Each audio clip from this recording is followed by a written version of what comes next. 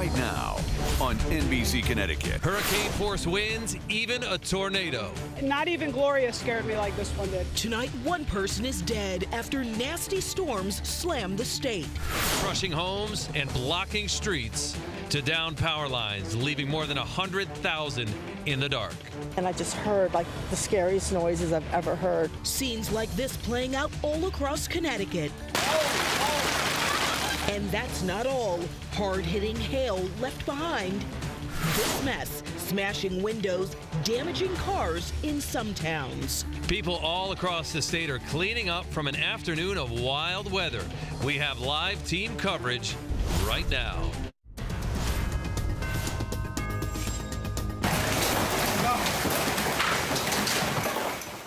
It started with heavy rain and then hard-hitting hail.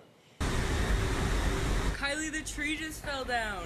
Then the winds really started to pick up, and this is the mess much of the state was left with. What a day. Thanks so much for staying up with us tonight. I'm Keisha Grant. And I'm Mike Heideck. We told you that today's weather really could pack a punch. Mother Nature did not disappoint. We had at least one tornado and lots of wind damage. Here's the very latest right now. 106,000 homes and businesses are without power across the state. Several schools have canceled classes for tomorrow, and the storms have claimed at least one life tonight. And we have our first alert team fanned out all across the state, checking the damage that's been done. We want to start our live team coverage with Jamie Ratliff in Brookfield, where the first selectman has declared a town disaster. Jamie.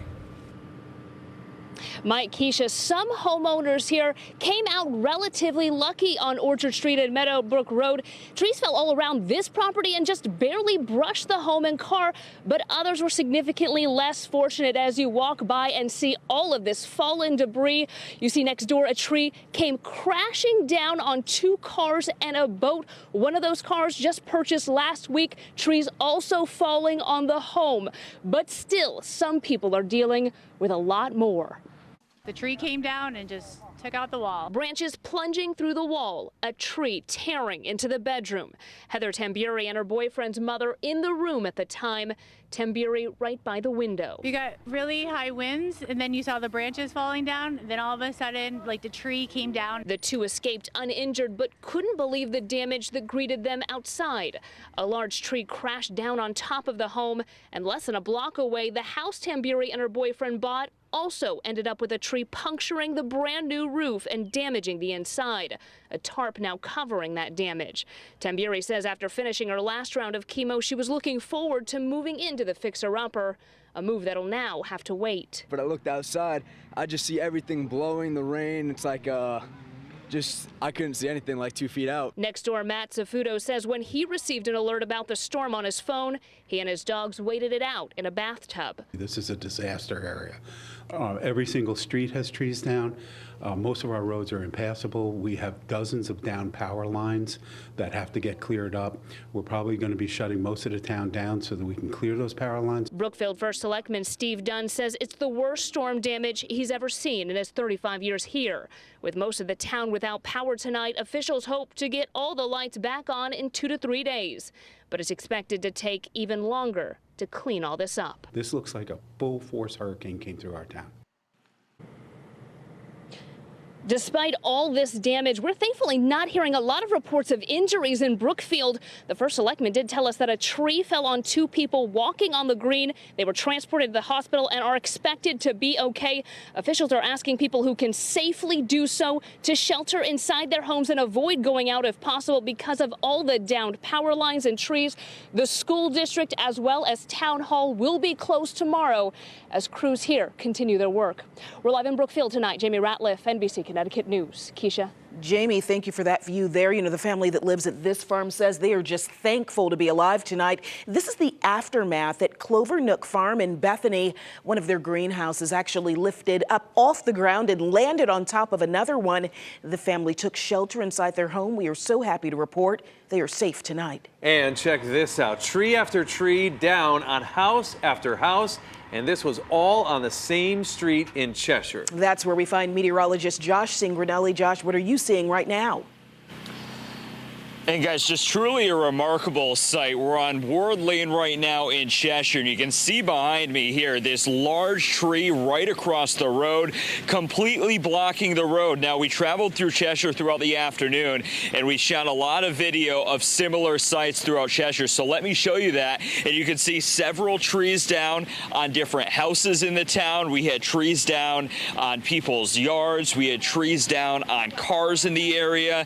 There were power lines down, and right now currently just over 1,500 customers in town without power. But take a listen to what one of the residents had to say about the community coming together here in Cheshire. It's a close-knit neighborhood, and I don't think anyone really got hurt, but people lost some property here. It's going to be a lot of cleanup. Tree services are going to be happy, I guess. Yeah, certainly a lot of cleanup, and we can hear the generators going in the background. Obviously, a lot of cleanup taking place over the next couple of days. This road completely blocked, and as we were traveling through the town, multiple roads completely shut off and completely blocked from travel. So if you are out and about, just take it careful. There's a lot of power lines across the road, and they are pretty tough to see, especially at nighttime. Eversource currently reporting 13% of the town without power. Now, that is down from earlier, so some improvement is occurring. We are live in Cheshire. I'm meteorologist Josh Cingarelli, NBC Connecticut News. We'll send things to my colleague, meteorologist Caitlin McGrath, and she has more on the storm cleanup. Well, Josh, there is no denying that a tornado moved through Oxford earlier today. Every corner of the town is littered in debris, downed power lines, enormous trees just like this snapped in half, trees on top of cars, and for many residents, trees that have damaged their home. A big bang. That's how Marjorie Fitzgerald described the tornado this afternoon that brought a large tree crashing through the home she shares with her sister. And I had to keep calm for her because she's on oxygen. An oxygen tank that requires electricity that went out as the storms rolled in. I called the police department, and they put our name on the list to get somebody out if we needed someone right away.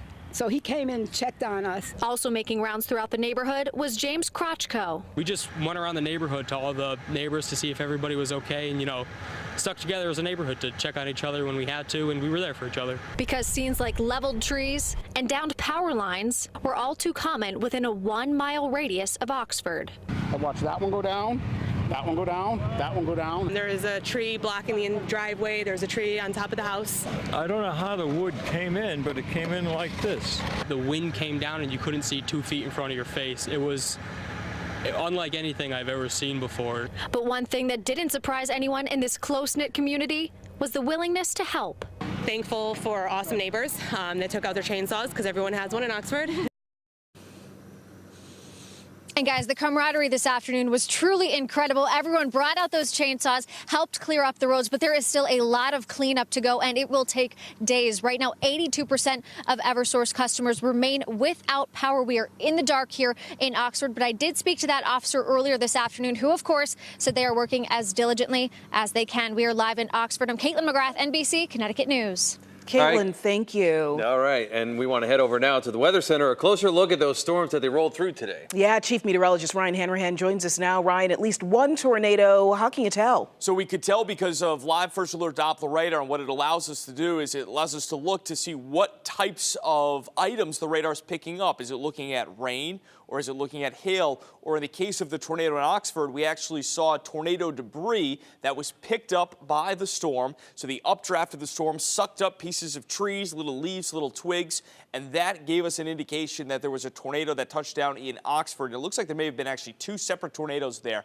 This was the line of thunderstorms. It produced extremely large hail up toward Granby. We showed you that at the top of the show. East Hartford, Heartland rather, and Granby had hail to the size of tennis balls. And then it was this line of thunderstorms that started around Danbury and New Fairfield that produced a wide swath of damage. Each little box you see here, that is where we had a report of hail to the size of quarters or larger, or down trees or power lines or wind damage, and there was a huge swath of it across the state. The wind damage was remarkable. Let's go back and look at live first alert Doppler radar from the strongest of the storms as they moved into Connecticut. This was the velocity mode on live first alert Doppler radar around 4:30 this afternoon, and we were looking at winds that the radar was picking up, blowing from north to south of, in some cases, near 100 miles per hour over New Fairfield, moving into Brookfield. That moved to the east, and then as we headed into Oxford, we started to see rotation. So the wind was blowing in a circle here.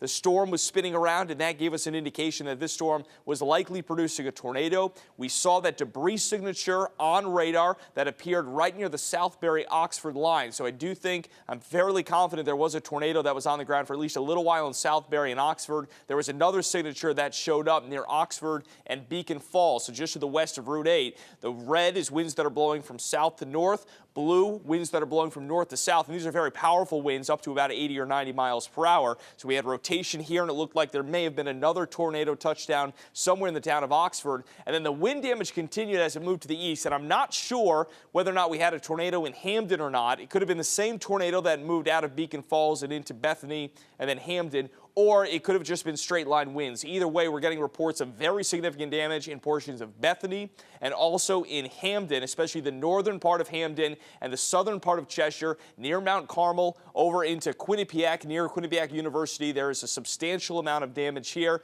Could it have been a tornado? Certainly could have been, but right now we can only say with confidence that one tornado touchdown in the town of Oxford. There may have been more, and we'll have a storm survey tomorrow from the National Weather Service to determine how strong the winds were and just how many tornadoes we had here in Connecticut. We'll have more on the local forecast coming up in just a little bit. Keisha, Mike, we'll send things back to you. Ryan, this weather was terrifying today, and rightfully so. They turned tragic, the storms, in at least one Connecticut community. A man was killed when he was trying to do the right thing, trying to take cover during the severe weather. This was in Danbury. NBC Connecticut's Leslie Mays is live there with more of the details. Leslie. Mike and Keisha, that man was trying to seek shelter from the storm inside of his truck when a tree fell on that vehicle, and that is what killed him. And right here at Abbott Technical High School on the ball field, a student was injured during the storm when they were hit in the head. Danbury Mayor Mark Boughton says the power of the storm tore off the roof of a dugout on the baseball field. That roof hit a teen in the head, and tonight that teen is hospitalized with serious injuries.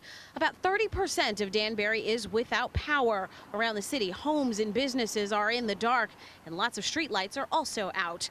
Public Works crews are working around the clock with teams from Eversource restoring power to clear away hundreds of downed trees. The mayor says it could be weeks before all of the debris is clear. Oftentimes when you get these warnings, you're not sure if that storm is actually going to come together the way you say it was. This was a real deal today, and it's definitely provided us a ton of work to do over the next month. Now, classes are canceled tomorrow at Danbury Public Schools, and the mayor tells me there's a chance they could also be canceled on Thursday. Now, as for people who live in this city who have medical needs, the city has opened a special shelter at Western Connecticut State University's Midtown campus for anyone who may need to charge any sort of medical device or needs to speak with a doctor or a nurse. That shelter is expected to be open indefinitely. We are live tonight in Danbury. I'm Leslie Mays, NBC Connecticut News. Keisha, back to you. Leslie, thank you. As you've seen, we have a team of reporters out across the state showing you the aftermath of these storms, and yet there's still so many wild images out of today's severe weather. This is what it looked like as those dark, ominous clouds rolled over our studios here in West Hartford. And here's a time lapse from Bradley Airport in Windsor today. At the height of the storm there, the flights were suspended. Even the air traffic control tower was evacuated. But after all, there was a beautiful, take a look at that, sunset. What a day. Yeah. All right, so the cleanup crews really have a lot of work ahead of them over the next few days. Especially in this hard-hit town, one woman shows us the damage this storm did to the home she's owned for 4 decades. And the storms are moving to the south, but unfortunately we do have some rain in the forecast for tomorrow. We will talk about that, and we'll have a look ahead of the weekend coming up in my First Alert forecast.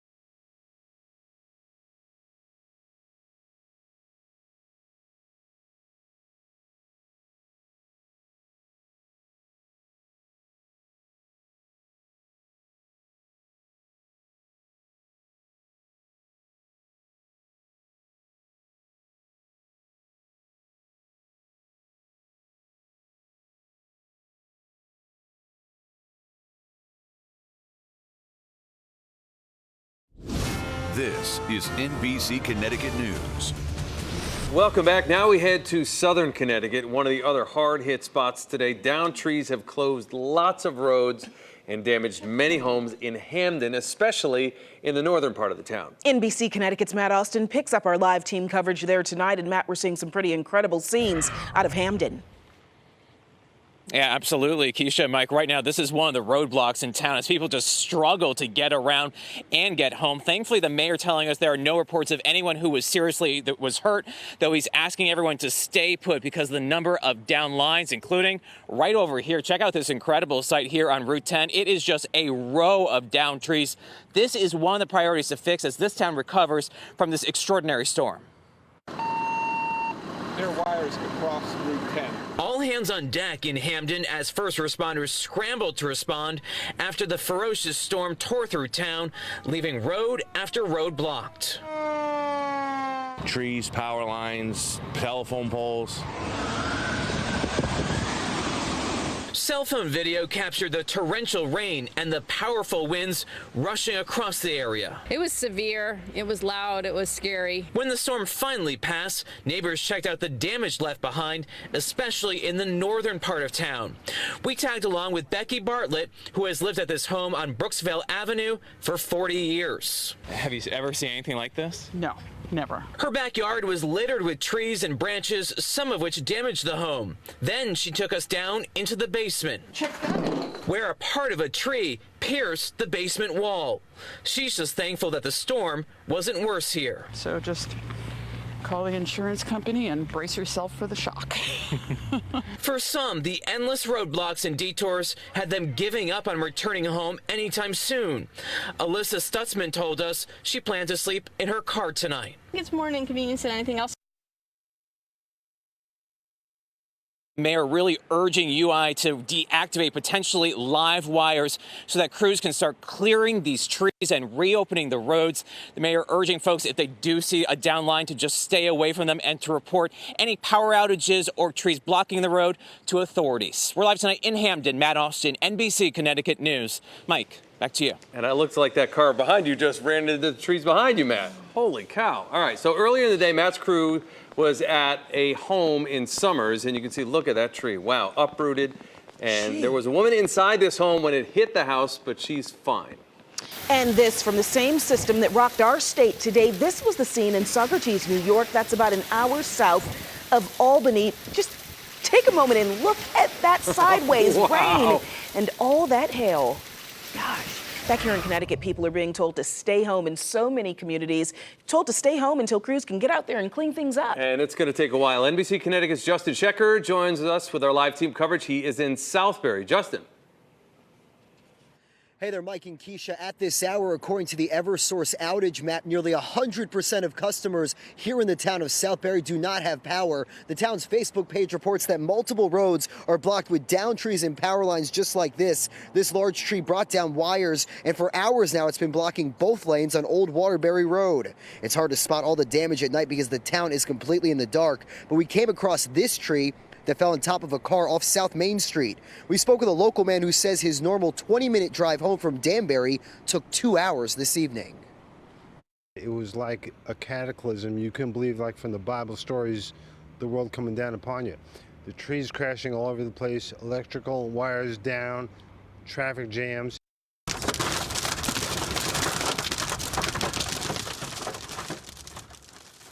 And that's what it sounded like on I-84, a town over in Middlebury, just after 5 p.m. as hail hammered the top of our news vehicle. You can see how bad visibility was on the highway at the height of the storm.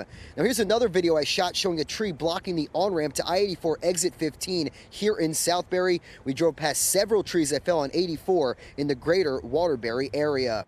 As for here in Southbury, the town is asking for patience as crews work to clean up today's mess and restore power. We're live tonight in Southbury. I'm Justin Cheshire, NBC Connecticut News. Now, NBC Connecticut's first alert weather. Connecticut's most accurate forecast, certified by WeatherRate. And Ryan was tracking this all day long. And have you ever been able to see not only the circular pattern, but stuff gets sucked up right into the tornado? So not here in Connecticut. We've seen it in other tornadoes. With a tornado in Revere, Massachusetts, near Boston. We saw one tornado debris signature. And what it is, so basically the storm spins around and it starts sucking stuff up. It's not heavy stuff. It's not like a 2x4, but it's little pieces of leaves or twigs.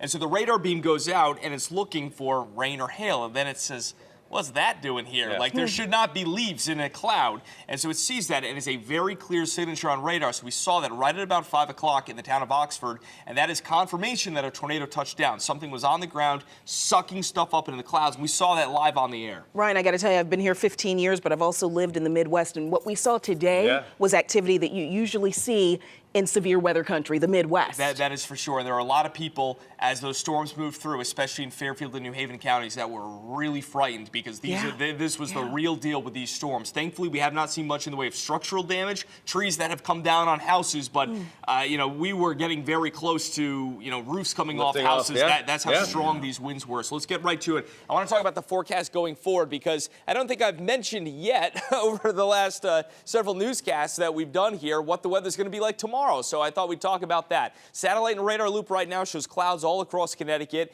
It is mainly cloudy. The rain has moved to the south. There's that line of thunderstorms still moving to the south down toward the mid-Atlantic through portions of Delaware and Maryland. But notice the back edge of the rain doesn't want to keep moving. It's just sort of lurking offshore, and I think tomorrow we're going to see sort of a surge back to the north. So we'll keep a lot of clouds tomorrow, a couple breaks of sun, especially in the morning, and then a rising chance for some showers later tomorrow and tomorrow afternoon. Live look outside in New London. Things are quiet. We did have a thunderstorm down in New London earlier, but no severe weather right along the coast. We're in the upper 50s now in portions of northwestern Connecticut, low to middle 60s elsewhere. First alert future radar shows clouds and some sun when you wake up tomorrow morning, but for the most part, I think it's a fairly cloudy start out there. Then temperatures climb to the mid 60s, and we see a little bit of rain lurking around in southern Connecticut during the afternoon, and we'll see some showers during the late afternoon and evening across the rest of the state. So a bit cooler tomorrow, not as humid as it was today, and a bit soggy out there, and well, we've got a lot of soggy weather over the next 10 days. I do think we get a break on Thursday, maybe a shower in the morning,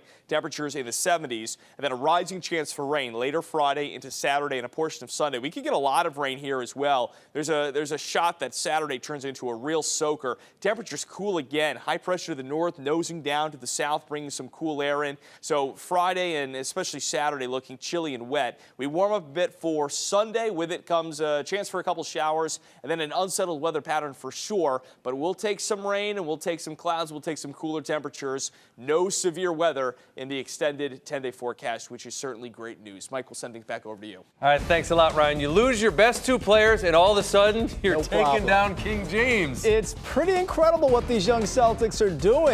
They weren't supposed to be able to hang with LeBron James and crew, but all Boston's done is put the King down by 2. Highlights next in sports. Hey guys, Cedric the Entertainer is here tonight.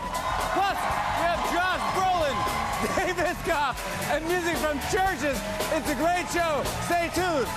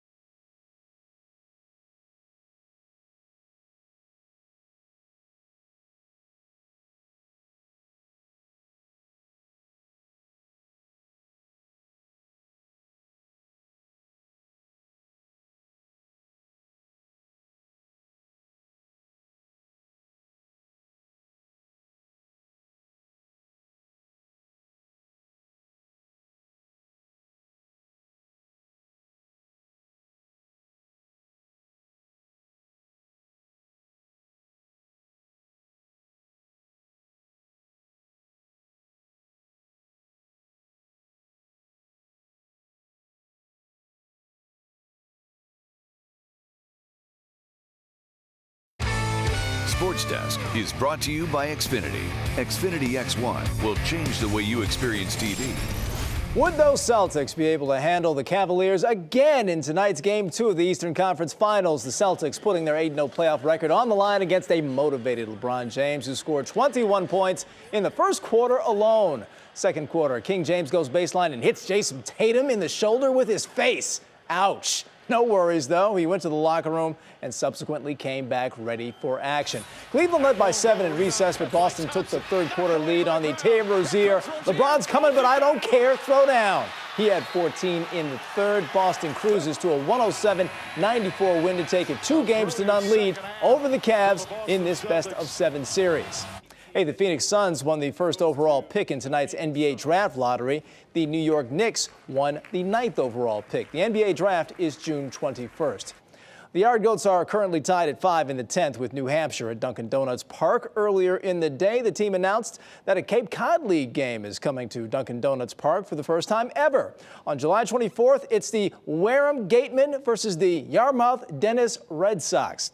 The Yankees in Washington tonight trailing 3-0 when Tyler Austin drives in 3 runs, 2 on the 4th inning 2-run homer off Gio Gonzalez, and 1 in the 5th off the sac fly. Rain suspended this game, tied at 3 in the 6th.